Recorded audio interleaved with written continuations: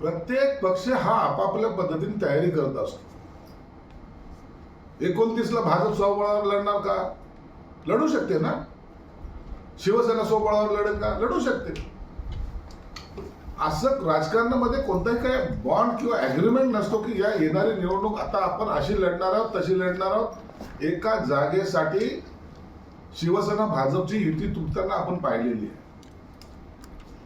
म्हणून त्यांनी तयारी करणं, इतर पक्षांनी तयारी करणं याच्यात काही गैर नाही.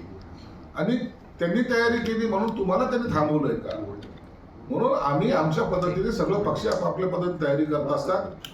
उद्या उभाट्याला जर असं वाटत असेल की काँग्रेस आणि राष्ट्रवादी त्यांच्या बरोबरच राहणार आहे आणि पुन्हा त्यांच्या नेत्याला ते मुख्यमंत्री करणार आहेत तर ते स्वप्नात आहे, स्वप्नात.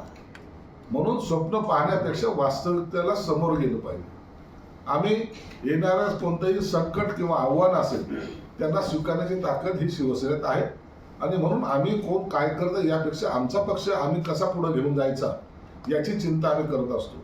इतरांवर टीका करून आपला पक्ष वाढत मोठा होईल अशा स्वप्नामध्ये आम्ही नाही.